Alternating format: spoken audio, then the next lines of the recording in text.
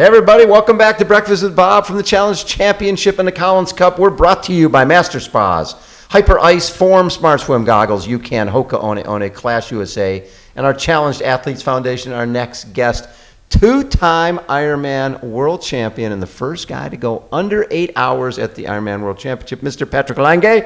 How you doing, Patrick? Yeah, I'm really good. Happy to be here and happy to be part of this great event. And this is a pretty good birthday present, having the Collins Cup. It is. It was a different birthday, but the mood of the athletes, it's kind of different to the mood when you're going into let's say a normal triathlon race, right, where we race against each other, everyone against each other. So now with the team situation, it feels like the mood and the spirit is just different and much more relaxed. Exactly. And people are happy to see each other. I mean, I'm so happy to sit face to face with you after such a long time, and it just goes on and on. Day by day, you meet all this great athletes, all the guys and girls of the scene, and it's just great to be part of it. And they made me a good birthday. Well, and the cool part is you're not racing against Jan Frodeno or Sebastian Kienle or Daniel Bakkegaard or Joe Skipper. You're racing with them. They're your teammates. Exactly. It's pretty new.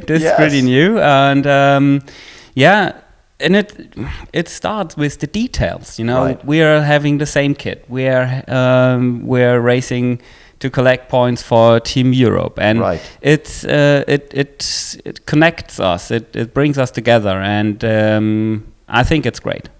And it's interesting because during this time, the COVID time, when you're not able to go race and not do the things that you love to do, that's when PTO really came into its own and brought in money and enhanced prize money at races, and then said, hey, Collins Cup is coming. It's not going to happen in May, but we're going to do it in August, and it's happening. So I think with Ironman being moved back, the World Championships being moved back to February, and races being canceled, it's nice to have a little bit of a silver lining.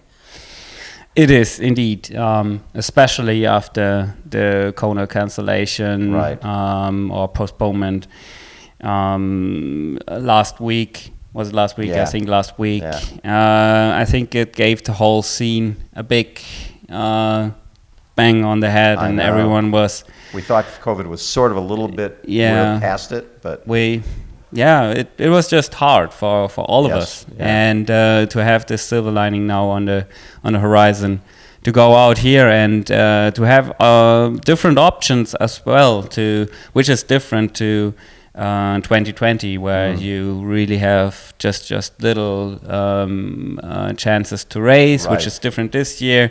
So you can go somewhere else, and I think that's also the criticism that Ironman needs to take on the chin now, that they maybe lacking of a little alternative. I mean, we're the second year in the pandemic, and for my opinion, they should have come up with a plan B. And have a world championship. And have a world championship somewhere. Right.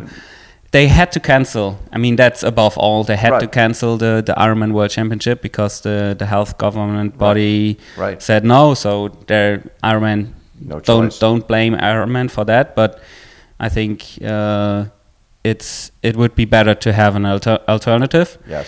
They still could do it. I don't know if there are any plans. And that's also like giving the PTO now a little boost, I think, from the athletes to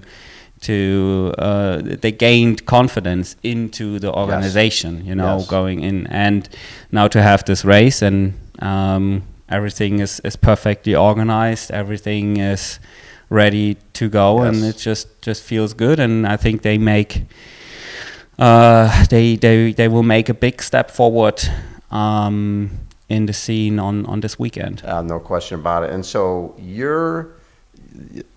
the battle that you have Braden Currie from Team International and Matt Hanson from Team USA. And I'm sure you've raced both those guys. Are you happy with your draw, and what do you think? Yeah, it's kind of the foot race draw for me. Like we are all good runners. We are all good runners. Matt, proven many times. Yes. On his day, he is one of the fastest runners. I remember going out of transition with Braden in Kona 2018, and he was flying, just smashing out 315, 320 per kilometer, which was insane. And I remember this battle, and I remember when I was catching up to him again, he was trying to get me into a little chat and playing some mind games, which was actually quite funny. I just looked over my shoulder and said, "Mate, we're here to race. I'm not going to chat with you." And it was funny because during that I think it was the same race, he and Timothy O'Donnell had a back and forth where they were surging on each other, and I think that's part of Braden's game. Is he knows he can suffer a lot, and he wants you to suffer a lot and see if he can out-hurt you. Exactly. So it's both are great athletes, and I'm really happy with the draw. We are in the 11th heat. Yes. So a lot of races and race starts that we can watch. So I think the tension will build up, when you see the other guys racing and giving it all. The girls starting 2 hours before the men, and you can be part of that. For me, it's always like a tension builder, and then I also want to do it. Like I want to race then, if I see other athletes giving it all. So I can't wait for the race. I think it's a great battle. I think we won't leave anything out there. Right. We attack us and just give it all. So earlier this year, Ironman Tulsa, right? And that was a great win. And more importantly, it's when somebody is a champion, and you've been a champion at Ironman, world champion twice, and then the other guys go, okay, we need to beat Patrick. We have to get away from him on the bike because we can't let him run us down. And this happened with Craig Alexander, and it's happened with back in the day, Dave Scott. They see what you're not a weakness, but they look at something as they can attack. And they said, okay, Patrick does not ride the bike that well. And as a pro, as a champion, you're going, well, I think I'll show you that I can win a race a lot of different ways. And going 4:17, I think, was your bike ride in Tulsa, something like that? Yeah. Did that make you, were you happy with that? That, okay, the work I've been putting in on the bike has been, there's something there and I'm doing well. Yes, was happy with it. But during the race, I don't race for time. I race against my competitors. Yeah. And of course, we had so much strength in this race with by the likes of Sam Long, Joe Skipper, Bart Arnouds, all amazing bike riders. And of course, you're right. I'm competing against them, and it was actually really cool to see that our little fighting group at the front was able to pull away from these guys. And of course, it made a good feeling. I had the chance to show what I was training for. I think I showed that the training group that I live with in Salzburg is working pretty well. I train a lot with pro cyclists, and it just upped my game. And I think I'm a totally different athlete to what I was at the beginning of my Ironman career. And of course, we also saw the bike as a huge potential, but also on the fitting side, on the aerodynamic side. It's there are processes that we started maybe years ago that come into place now that really start working, and it's a journey, and it's not the end by far, and it just clicks. Yes. So the hard part is with you'd done so well, right, in winning in 2017, 2018. And then 19, when you get sick and have to drop out of Ironman World Championship, then there's no 2020. and there's really there was nothing. So Yeah. the hard part is in our world, it's you're as good as your last race, and if there's no races, was it hard for you mentally just to okay, I'm just going to train. I don't know when I'm going to race again, but I know that eventually this is going to end, so I'm just going to train. Of course, it was a roller coaster time. You know, it was up and down all the time. Of course, mentally, it was hard for each and every one of us. Everybody, yeah. So, but at some point, I changed my mindset and said, okay, there is definitely nothing happening this year. Right. And what can I do with the situation? What did I never really work on that I always wanted to work on? So I took it as a chance and said, for example, okay, my back over the years is not the best, right. And I got some issues here and there.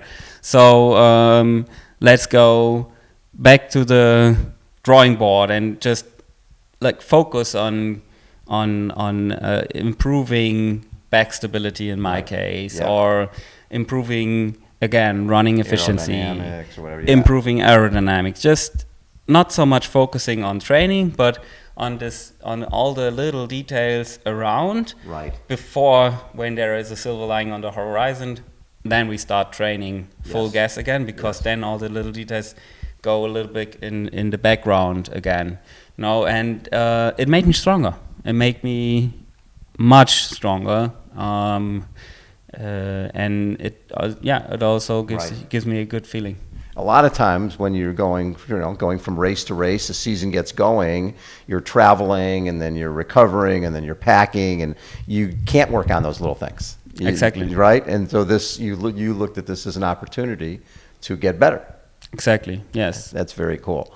After this race, now that we know that Kona's not happening until February, what will you do? Yeah, it's a little bit up in the air. In the air, yeah. There are really cool alternatives, and I want to see how this race really impacts my my recovery also, because we never had done such a race. You know, I never raced just 3 guys, and it will be different. Yes, no question. It will be so different. So we will see. I think there is this great German race happening next week in Roth. Yeah. Which would be a good alternative if I'm recovering well. But there's also Klagenfurt Ironman happening in 2 weeks' time, which is in Austria where I live. So it would be also a good alternative. And then we have also quite some cool US races happening. I love racing in the US. Yes. So I always love to come to you guys and we will see. It's kind of after the Kona cancellation. Right. It's you don't know what's happening, and I have to feel, and I have to wait for, let's say, Monday, Tuesday, and then see how you're feeling. Yeah. So when you go through something like this, and I've seen it with myself, I've been racing every weekend just because we couldn't last year, and you forget that you maybe start taking stuff for granted, and you love racing and you can't race, and now there's races back. When you look at, do you appreciate it more when you're able to go, like when you went to Tulsa and you're able to do a race again and do what you love to do? And you didn't. There was some point we didn't know when that's going to happen, and to have it back, how special was that for you? Yes, totally. If someone takes away what you love, you kind of noticed how much you miss it. You know, and it's also what I feel right now with the competitors. You know, with the other athletes, it's more of a it's more happy surrounding right now. More camaraderie among the guys. Yeah, because. I mean, for example, I had a lot of battles with Sebastian Kiel out there, a lot of media battles, and a lot of shit talk going on. And actually, now we met in Fuschel in Austria, and we had a nice evening together. We just talked about everything that happened, and now we move on. And it's just great to see that. A crisis like that brings people together, and actually we get along really well. We noticed. So you know that it's funny. It's funny, and it's good, and it's good that you have this challenging times. Yes. Always bringing people together. It really does. I'm excited to watch this Saturday. Me too. It's gonna be fun. Me too. What is your? You know what the one I want to watch is I want Sebastian, Lionel, and Andrew.